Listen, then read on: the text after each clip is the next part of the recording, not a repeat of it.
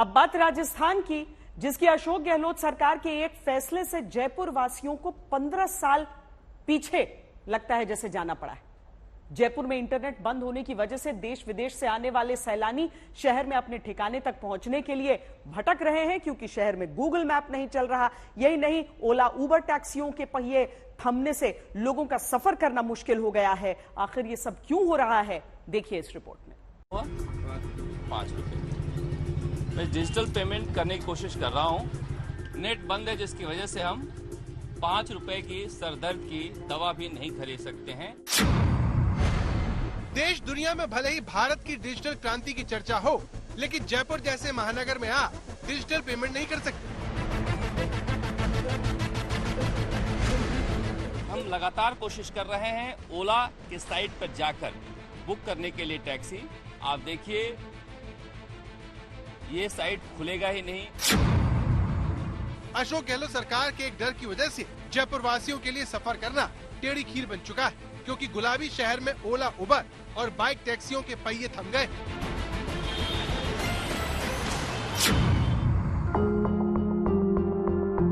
जिस जमाने में फल, सब्जी, दूध, मिठाई, पान की थड़ी तक पर डिजिटल पेमेंट होता हो, वहाँ अगर 3 दिन इंटरनेट बंद हो जाए तो उन हजारों लाखों दुकानदारों के बारे में सोचिए कि वो अपना घर कैसे चला रहे होंगे।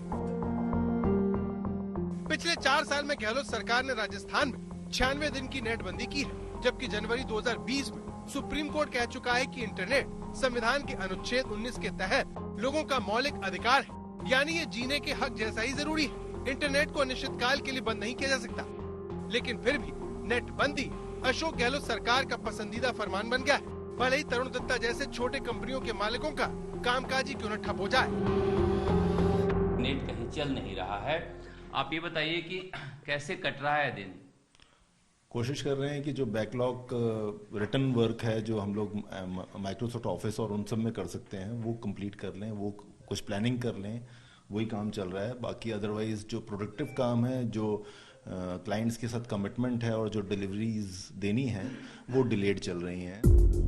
गहलोत सरकार का ये रवैया तब है जब कांग्रेस के पूर्व अध्यक्ष राहुल गांधी गिग वर्करों का खास ख्याल रखने की हिदायत दे चुके हैं। 21वीं सदी में जिसको हम गिग वर्कर कहते हैं, जो उबर चलाते हैं, ओला चलाते हैं, जोमेटो के लिए काम करते हैं, जो डिलीवरी का काम करते हैं, छोटे छोटे काम करते हैं, उनके बारे में हमें सोचना है। राहुल गांधी ने जिन गिग वर्कर्स की बात की, उसका मतलब ओला, उबर, स्विगी, जोमेटो और अमेज़न जैसे कंपनियों के लिए काम करने वाले नौजवानों से। अभी 10 फरवरी की बात है जब राजस्थान सरकार ने गिग वर्कर्स को लेकर बड़ा ऐलान किया था। बताया था कि उसने करीब 4 लाख गिग वर्कर्स का काम करने वाले युवाओं के लिए 200 करोड़ रुपए का एक कल्याण कोष बनाया है।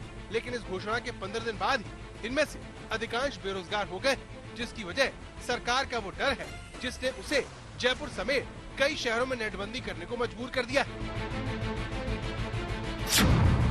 दरअसल राजस्थान में 48,000 शिक्षकों की भर्ती के लिए परीक्षा हो रही है। 5 दिन चलने वाली रीट मेंस की इस परीक्षा के लिए राज्य के 11 जिलों में 2940 परीक्षा केंद्र बनाए गए।